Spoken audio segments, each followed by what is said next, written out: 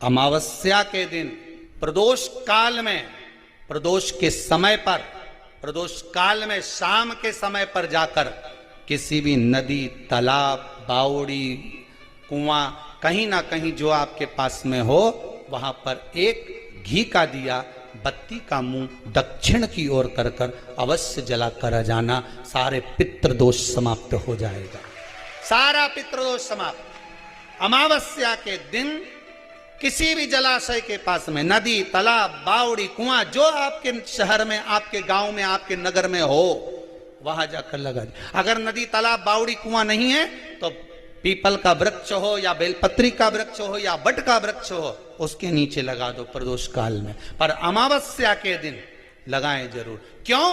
क्योंकि अमावस्या के दिन पितृ शाम के समय प्रदोष काल में शंकर भगवान का नाम जाप कर कर नदी, तालाब, बावड़ी पर पानी पीने जाते हैं। वहां से जल का आचमन कर कर पितृ अपने लोक को चले जाते हैं प्रदोष काल के समय पर। इसलिए प्रदोष काल में जलाशय के पास में, बावड़ी, कुआं, नदी, तालाब के किनारे पर दिया लगाया जाता है दक्षिण की ओर मुख कर कर बत्ती का।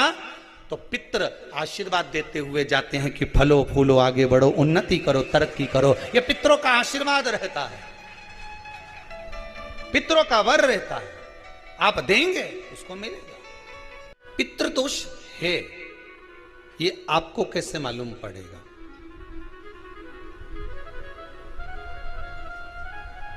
पितृ भूखे हैं, इसका तो वर्णन हमने पहले कर दिया कि रात्रि को जब आप सोने के बाद में 1-1.5 घंटे बाद अगर आपकी नींद खुल जाए, 1 घंटा 1.5 घंटा आप सो लिए, उसके बाद जो नींद खुली तो 1-1.5 घंटे तक अगर आपको नींद नहीं आ रही है, रात्रि को सोने के बाद में 1 घंटे बाद जब उठे तो आपको प्यास लग गई, भूख लगने लगी, प्यास लगने लगी कि मेरे को पानी पीना पड़ेगा, घबराहट हो रही, पानी पीना पड़ेगा।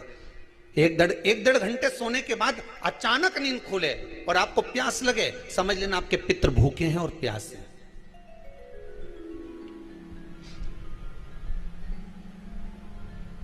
वो भूखे और प्यासे हैं, उनको जल की जरूरत है।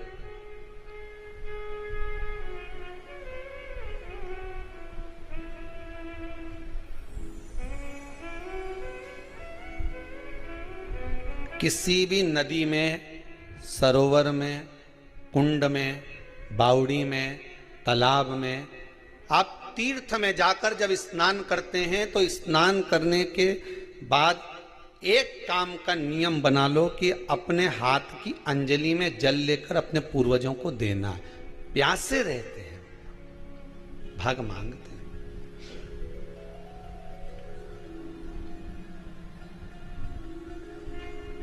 भाग प्राप्त करना। 3 वृक्ष पितरों के तुल्य हैं। पहला पीपल, दूसरा बट वृक्ष, तीसरा बेलपत्र का वृक्ष। ये पितरों के तुल्य हैं।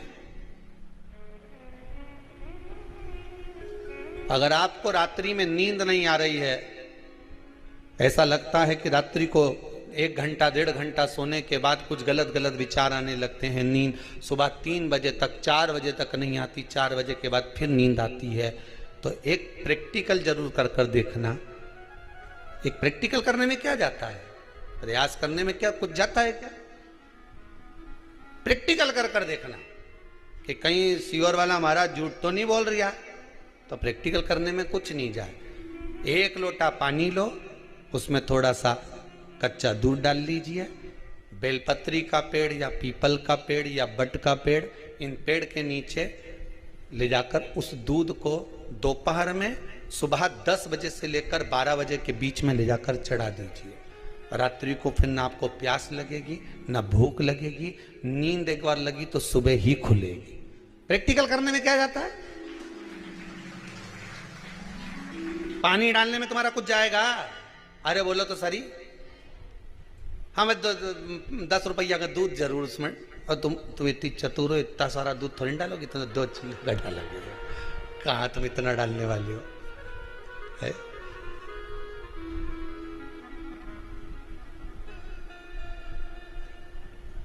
प्रैक्टिकल करने में क्या जाता है? कुछ भी नहीं बिगड़ेगा। ये तो बस जल डालोगे तुम्हारा ही कुछ अच्छा हो सकता है, बाबा की कृपा है।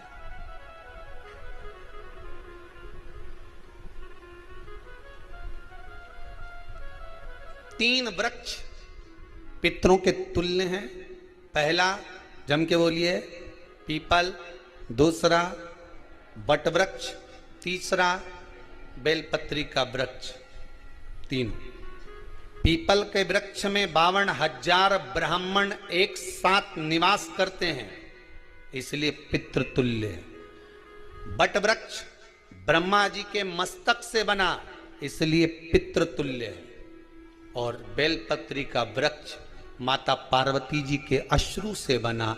जब आंसू गिरे थे माता जगत जननी जगदम्बा पार्वती के, उस समय पर पितृलोक में हलचल उत्पन्न हो गई थी। हमारी नातिन की आंख में आंसू कैसे आ गए? मैनावती की पुत्री है,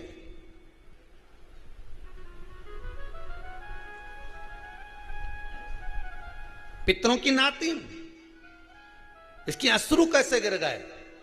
पार्वती जी ने कहा ये आंसू नहीं, मेरा पुण्य भाग प्रकट करती हूं बेलपत्री के रूप में। तो पितरों ने वर दिया था कि ये बेलपत्री का वृक्ष हमारा आशीर्वाद है, इसके नीचे अगर कोई दीप लगाता है, शिव को स्पर्श कर चढ़ाता है, उसके पितरों की शांति होगी। हम स्वयं उसको आशीर्वाद देने के लिए पधारेंगे। बेलपत्र का वृक्ष पितृतुल्य।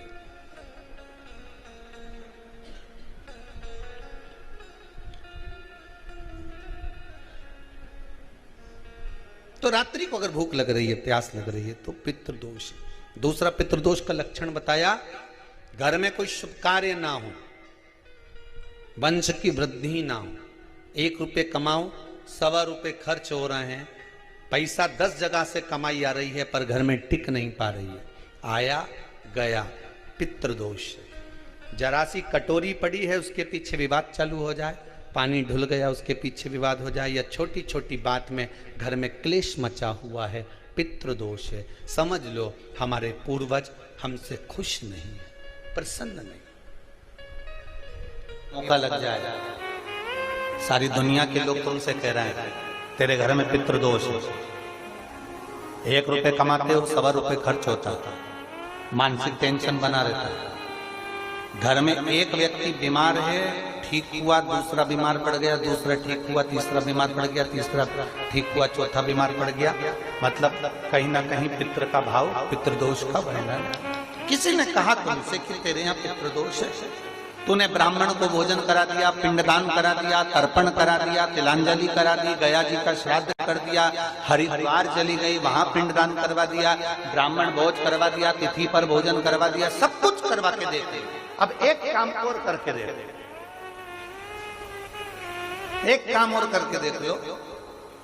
जब तुम घर में भगवान शंकर की आरती, तुम्हारे घर में शंकर जी का शिवलिंग है, भले काय का भी हो, छोटा सा, भले सियोर का कंकर शंकर हो, नर्मदा का कंकर हो, चाहे शंकर पारक के हो, पीतल के हो, स्टील के हो, लकड़ी के हो, जिसके भी हो, लोहे के हो, पाषाण के हो, जिसके भी हो, शंकर का शिवलिंग अगर हमारे घर में है और आप रोज प्रतिदिन भगवान की आरती करते हो, प्रतिदिन, और आपको लग रहा है कि मेरे यहाँ तकलीफ चल रही है, ये ठीक ही नहीं हो रही, लगभग 1.5 महीना आप कम से कम 45 दिन, 1.5 महीने के करीब में ऐसा प्रयास करना कि भगवान की आरती, शंकर भगवान के शिवलिंग की आरती करने के बाद उस दिए को भगवान के सामने मत रखो, उस दिए को उठाकर जहां तुम पानी का मटका रखते हो, हंडा रखते हो, जिससे तुम पानी पीते हो, तुम्हारे रसोई घर में जो पानी का मटका, हंडा, बाल्टी, आरओ का पानी जिस मटके में गिरता है, हंडे में गिरता है, जिसको हमारे पितरों का स्थान कहते हैं,